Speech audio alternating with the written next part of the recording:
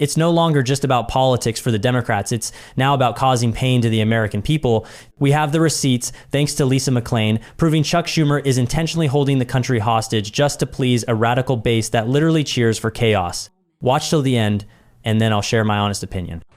Well, good morning, everybody. Thank you for being here. And like my leadership team behind me said, it is a glorious day. Think of what happened yesterday.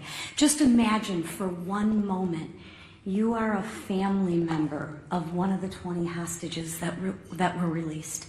I mean, think of how that had to make you feel. We all watched it on TV, right? Joy, exuberation. I mean, there were tears of joy. There was relief. There was peace. And that was done because of our president, Donald Trump, put politics aside and said, I am going to stand up for the people. And he brought peace in the Middle East. He talked about it, yes, but yesterday he did it. And actions speak louder than words. He said enough of the political games, and I'm actually going to do what's right.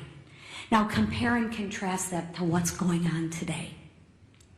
Chuck Schumer and the Democrats are putting politics over people. So instead of it being a joyous day that we celebrate, here we are in another government shutdown, 14 days in the making. And why? Just ask yourself why. It's clean, no gimmicks. It's absolutely clean. The speaker, the leader, the whip, we all said no gimmicks. Let's not use the American people as a pawn. Let's do what's right. Let's do something different and actually fund the government in the right way. What a concept. And Democrats, my goodness gracious, they absolutely do not want that to happen. Like the speaker said, Chuck Schumer wants all four leaders to get behind the scenes and make a deal. We're not going to do that. That's not how government is supposed to work. And I know I sound like a broken record, but the way to end this shutdown is really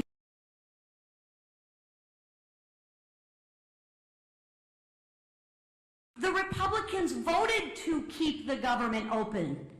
Call your Democratic senators. They're voting to keep it shut, not us. So when you ask what negotiation, there's nothing to negotiate. We already passed, we said yes, right? Democrats won't do it. They'd rather please their radical base than put America first. Listen, I'm grateful to President Trump for finding a way to keep milk flowing to moms and babies through the WIC and paychecks going to our troops. Yes, I'm happy, but that's not going to last forever, right? So there again, he's even putting people over politics. I mean, come on. But let's be clear. These emergency measures can't fully fix the Democrats' damage. He can try, but at some point in time, they're going to end. Sadly, as Americans suffer, Democrats, what do? They celebrate. As workers worry about their paycheck, Bernie Sanders worries about his leverage. As TSA agents and air traffic controllers show up without pay, Democrats brag they won't budge until planes fall out of the sky. Really? Really? Seriously. That's the Democrats' motto. I'm not budging till planes fall out of the sky. I'm going to teach you women, you women and children and everybody a lesson. Really? Really? As Chuck Schumer says, it's getting better every day. For who, Chuck? Better for who? For the radicals cheering on the chaos? That's who. The radicals. The leaders openly admit it. Listen, the head of the insane indivisible literally said, and I quote, millions will be out cheering you on, or they'll be calling for new leadership. Really? I thought they were supposed to lead for the American people. Democrats, I ask you to stop listening to people who are cheering on this mayhem. Just stop all the political games and pass the House bill.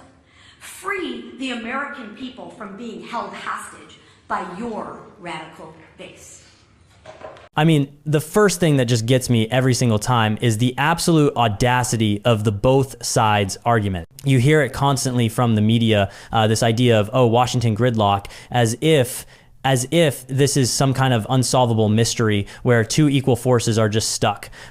It's such a predictable, pathetic deflection, and honestly, it's insulting to anyone who's paying the slightest bit of attention. You can almost feel the desperation behind it, can't you?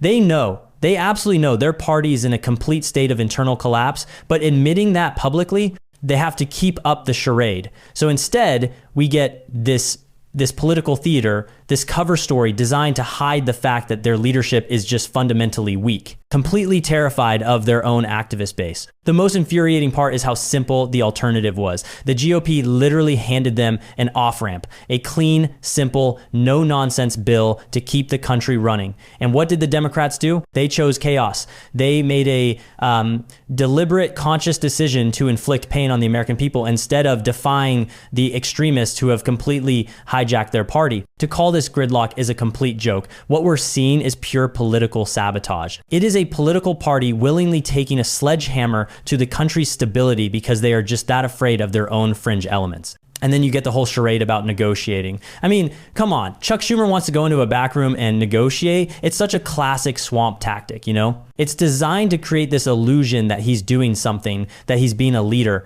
when in reality, he's just stalling for time, waiting for instructions from his activist masters. His goal has absolutely nothing to do with finding a solution for the country. It's about securing a political win for the far-left ideologues who feed on chaos. The man is a puppet in this situation, just a puppet waiting for somebody else to pull the strings. And it's so obvious. That contrast she made was just brilliant.